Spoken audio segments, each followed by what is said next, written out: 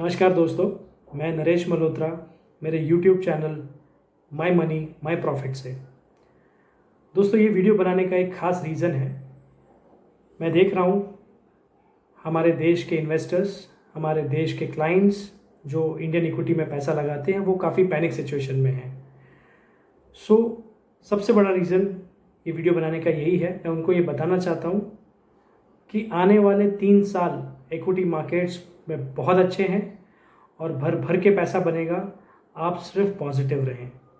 ये टाइम है जब आप देखेंगे कि जितनी भी लॉसेस आपने देखे हैं लास्ट 2 सालों में, बिकॉज 2 साल से इंडियन मार्केट्स में रिटर्न्स नहीं बने हैं, वो सारे लॉसेस कवर करने के बाद भी आप बहुत अच्छे रिटर्न्स पे बैठे रहेंगे।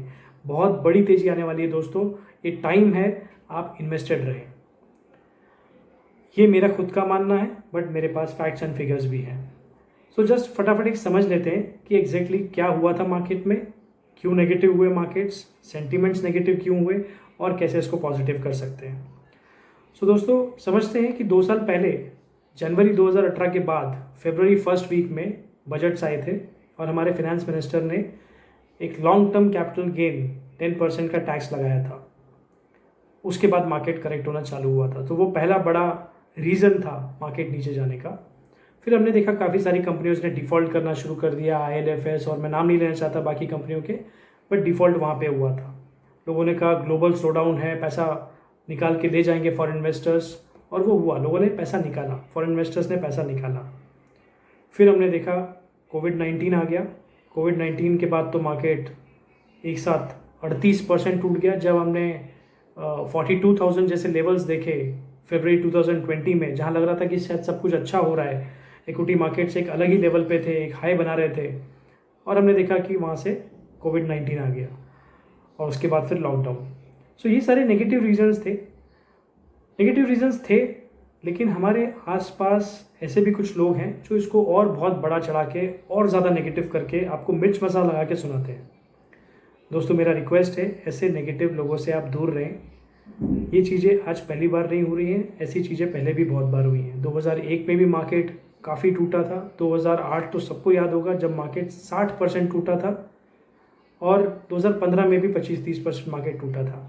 ये इश्यूज़ पहले भी हुए हैं। हर 5-8 साल में ये साइकिल आता है ऐसा, जब बाज़ार टूटते हैं, थोड़े बड़े लेवल पर टूटते हैं, लेकिन फिर आप अगर 6 महीना साल भर इन्वेस्टेड रहते हैं तो फिर वापस आप अच्छी तेज़ी में आ जाते हो। इनफैक्ट अगर मैं आपको डेटा बताऊं तो 2001 में जब मंदी आई थी, उसके बाद जब तेज़ी शुरू हुई तो लगभग 100% मार्केट में रिटर्न बने थे। 8 में भी हमने ये देखा, मार्केट 60% टूटा, बट जो रुका रहा, 6 महीने इन्वेस्टेड रहा, वो फिर से उसी लेवल पे था और उसके 2 साल बाद बहुत अच्छा पैसा बना। दोस्तों, थोड़ी सी पॉजिटिव चीज़ों की बात कर लेते हैं। नेगेटिव काफ़ी हो गई, समझते हैं कि पॉजिटिव क्या है आज। सबसे पहली चीज़, कोविड-19। दोस्तों, जिस स्पीड से कोविड-19 बाकी देशों में पैर पसारे हैं इसने, हमारे देश में टचवुड ऐसा कुछ नहीं हुआ। थैंक्स टू इंडियन गवर्नमेंट, जिन्होंने टाइमली एक्शन लिया और लॉकडाउन किया, जिसके वजह से जिस स्प्रेड से कोविड-19 अपने देश में फैल सकता था, 135 करोड़ की पॉपुलेशन में फैल सकता था, वैसा नहीं हुआ। ये सबसे पॉजिटिव चीज़ है।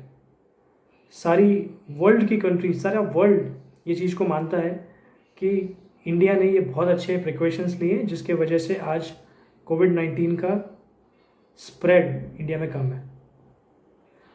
सेकेंडली, वैक्सीनेशंस ऑलरेडी प्रोसेस में है। काफ़ी कंट्रीज़ ये क्लेम कर रहे हैं कि उन्होंने वैक्सीन्स बना ली है, अंडर ट्रायल है, और उसको जल्द से जल्द मार्केट में लाने की बात चल रही है। ये आते आते मुझे लगता है सितंबर या अक्टूबर हो जाएगा, बट एक बार जैसे ही वैक्सीन्स आ जाती हैं, सारे इश्यूज़ कोरोना के ख़त्म हो जाएंगे। लॉकडाउन है, यस लॉकडाउन है, लेकिन जब लॉकडाउन खुलेगा, सारी इंडस्ट्रीज जो बंद पड़ी हैं वो खुलेंगी। जो वर्कर्स वापस अपने गांव चले गए हैं वो फिर वापस आएंगे अपनी अपनी फैक्ट्रीज़ में, अपनी कंपनीज़ में, और ये फिर काम शुरू होगा। इमीडिएटली सेल्स नहीं आएंगे, इमीडिएटली प्रॉफिट्स नहीं आएंगे, मैन्युफैक्चरिंग होगी, थोड़ा टाइम जाएगा इसमें। Q1, Q2 शायद ख़राब जा सकते हैं, शायद नहीं, डेफिनेटली ख़राब जाएंगे। तो नेक्स्ट 6 महीने मार्केट में आप देखोगे वॉलेटिलिटी बनी रहेगी। हम देखेंगे शायद सेंसेक्स फिर से शायद नीचे जाए, और फिर हो सकता है यहाँ से थोड़ा और वापस ऊपर भी जाए, तो ये वॉलेटिलिटी बनी रहेगी। और एक पॉजिटिव चीज़, इंडिया और चाइना, पूरे वर्ल्ड में सिर्फ ये दो ऐसे देश हैं जो शायद अपनी जीडीपी को पॉजिटिव रख पाएंगे। बाकी सारे वर्ल्ड के कंट्रीज अपनी नेगेटिव जीडीपी देंगे। सो ये अच्छी बात है कि इंडिया की जीडीपी बहुत हद तक नहीं लेकिन पॉजिटिव रहेगी, तो ये एक अच्छी चीज़ है। सेकेंडली, जैसे मैंने बताया कि ये सेल्फ कंज्यूम्ड कंट्री है। इंडिया में पॉपुलेशन जो है यंगर जनरेशन की पॉपुलेशन है, और प्लस हमें बहुत ज़्यादा एक्सपोर्ट्स पे डिपेंडेंट नहीं रहना पड़ता। हमारी कंट्री सेल्फ कंज्यूम्ड कंट्री है। जो भी यहाँ पे हम मैन्युफैक्चर करते हैं काफ़ी सारा यहीं पे यूटिलाइज, यहीं पे कंज्यूम करते हैं। सो इसलिए हमको बहुत ज़्यादा दिक्कत नहीं आएगी। और एक चीज़ आपने सुना होगा, बाहर की जो कंट्रीज़ हैं, जापान, यूएस, जर्मनी, इनकी जो कंपनीज चाइना में बसी हुई हैं, उनको ऑलरेडी ये इंस्ट्रक्शंस आ चुका है, ये इन्फॉर्मेशन आ चुकी है कि उनको चाइना से मूव आउट करना है। रीज़न आप सबको पता है। सो अगर वो मूव आउट होती हैं तो डेफिनेटली इंडिया सबसे पहली चॉइस होगी उनकी, बिकॉज इतना बड़ा देश है, इतनी बड़ी पॉपुलेशन है, लेबर यहाँ पे काफ़ी सस्ता है। So first choice definitely India होगी। मैं नहीं कहता हूँ कि 100% वो सारी कंपनीज फैक्ट्रीज यहाँ पे आ जाएंगी, but definitely more than 35-40% companies यहाँ पे आएंगी, जिसका एक इकोनॉमिक बूस्ट अपने को मिलेगा। इससे ज़्यादा और मैं क्या बोलूँ, आप खुद ये देखिए, चाइनीज़ कंपनी इंडिया की कंपनीज में स्टेक ले रही हैं। इसका मतलब वो खुद बुलिश है कि इंडियन कंपनीज में पैसा बनेगा, थैंक्स टू अवर रेगुलेटर्स जो काफ़ी विजिलेंट थे। जैसे ही उन्होंने देखा कि इस तरह की कोई हरकत हो रही है, उन्होंने इमीडिएटली उस पर स्ट्रिक्ट रूल ले आए। सो ये सारी चीज़ें हैं, और एक नेचुरल साइकिल भी है। अगर आप देखें, इक्विटी बाजार हमेशा नीचे नहीं रहते हैं, ये साइकिल है। जो चीज़ ऊपर जाती है वो नीचे भी आएगी, और जो नीचे है वो ऊपर भी जाएगी। लास्ट 2 साल 2.5 साल से हमने देखा मार्केट में रिटर्न नहीं बना है, और नेक्स्ट 6 महीना भी मार्केट वोलेटाइल रहने वाला है। सो अगर 3 साल में मार्केट में रिटर्न नहीं बना है तो वैसे भी एक मोमेंटम बनता है, क्योंकि वैसे भी जो हमारी कंपनीज़ हैं, अगर मैं बैंक्स की बात करूं, अगर मैं कंपनीज़ की बात करूं, रिलायंस, L&T, इन्फोसिस, टाटा, ये सारी कंपनीज़ अपना प्रॉफिट्स तो दे रही हैं हर साल। ऐसा नहीं कि वो नेगेटिव प्रॉफिट्स दे रही हैं। सो उनका प्रॉफिट्स बढ़ रहा है तो उनके स्टॉक प्राइस में वो दिखना ज़रूरी है। सो जो नेक्स्ट 3 साल में नहीं दिख पाया, बट डेफिनेटली यहाँ से वो नेचुरल साइकिल आएगा ही आएगा। सो ये सारी पॉजिटिव चीज़ें जिसके वजह से I am very much bullish that for next 3 years Indian markets will boom, will definitely boom. और ये टाइम है दोस्तों जब आपको यहाँ पे इन्वेस्टेड रहना है। जिन्होंने क्लाइंट्स ने पैसा लगाया है, बेफिक्र होके बने रहें, कोई घबराने की ज़रूरत नहीं है, कोई पैनिक होने की ज़रूरत नहीं है। इनफैक्ट और लिक्विडिटी है तो और पैसे लगाएं, बेफिक्र होके आप पैसे लगाएं, आपके पैसे कहीं नहीं डूबेंगे।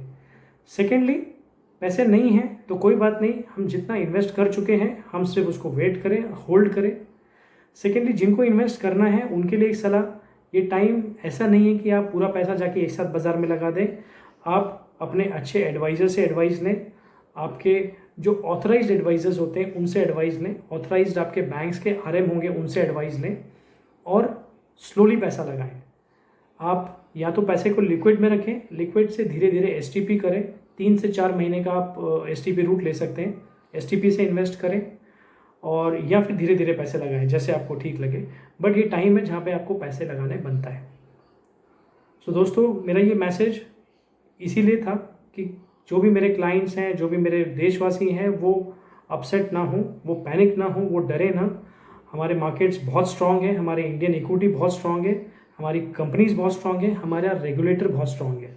SEBI is a very good leader, बहुत अच्छा रेगुलेटर है, और बहुत अच्छी तरीके से वो इंडियन इक्विटी मार्केट्स को रेगुलेट कर रहा है।